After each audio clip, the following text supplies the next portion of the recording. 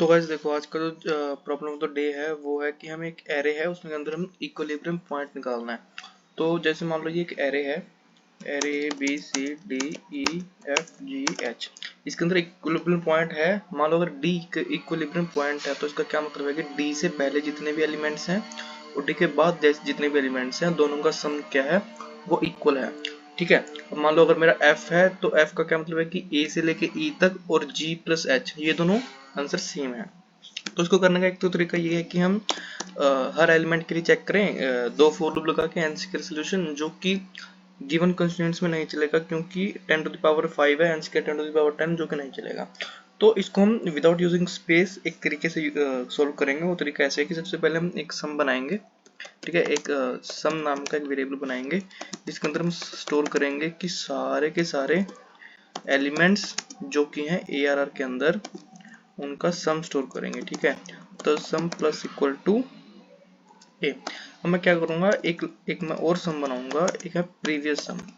Previous सम के अंदर मैं जीरो स्टोर करूंगा। ठीक है, तो मैं हर एलिमेंट के लिए चेक करूंगा, जैसे A B C D E F G H. ठीक है, इनिशियली मेरा सम क्या है, इनिशियली मेरा सम है ए से लेके एच तक सबका सम, और इनिशियली मेरा पी सम क्या है, जीरो। अब मैं आपको बताता हूँ कि प्रोसेस हम कैसे इसको आइटरेट करेंगे। तो हम आइटरेट इस प्रकार से करेंगे कि सबसे पहले हम किसी इंडेक्स पे जाएंगे, जैसे हम पहले इंडेक्स पे गए ए पे गए, तो मैं क्या करूंगा, सम में से ए माइनस करूंगा।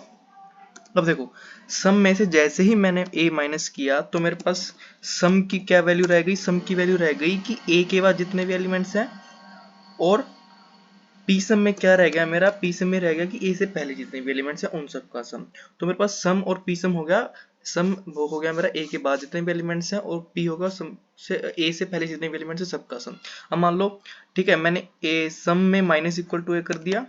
ठीक है, और पी सम तो मेरा है ही। अब मैं क्या करूंगा, कंपेयर करूंगा कि sum is equal to P sum है या नहीं।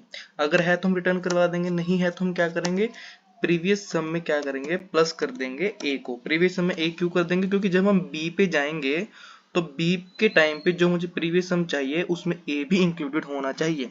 तो ऐसे ही कर करके हम आगे तक जाएंगे।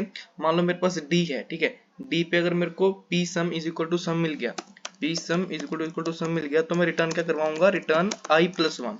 आई क्या है, डी का इंडेक्स है, और मैं प्लस वन क्यों रिटर्न करवा रहा हूँ, क्योंकि return equilibrium point in one based indexing, यहाँ पे लिखा कि मैंने वन बेस्ड इंडेक्सिंग पे रिटर्न करवाना है। तो आई होप आप समझ गए होंगे कि हम कैसे इसको प्रोसेस करेंगे। तो चलिए स्टार्ट करते हैं। ठीक है, for int I is equal to 0, I less than N, I plus plus. ठीक है, यहाँ पे मैं क्या करूंगा, सबसे पहले तो जो मेरा पहला काम होगा वो होगा सम में से minus equal to ARR of I कर दूंगा। इसके बाद मैं कंपेयर करूंगा if sum is equal to previous sum, तो मैं रिटर्न करवा दूंगा आई प्लस वन। ठीक है, और उसके बाद अगर मान लो ये इक्वल नहीं है, मान लो ये मेरा इफ केस नहीं चलता है, तो मैं क्या करूंगा, previous sum plus equal to ARR of I करवा दूंगा, क्योंकि जब मैं नेक्स्ट के लिए कंपेयर करूंगा तो मुझे इस एलिमेंट का सम भी प्रीवियस सम में इंक्लूडेड चाहिए। ठीक है, अगर मान लो हमारा कभी भी ये ट्रू नहीं होता है तो लास्ट में हम क्या इंडेक्स करवाएंगे, रिटर्न करवाएंगे माइनस वन, क्योंकि उन्होंने किया है, गिवन है कि अगर कोई भी इक्विलिब्रियम पॉइंट नहीं है तो माइनस वन रिटर्न करवाएंगे। ठीक है, तो लेट्स सी कि if this works fine. Yes, it works fine. Let's check for all test cases. So yes, it will work for the test cases. Thank you guys for watching this video, and please subscribe and follow this channel. Thank you.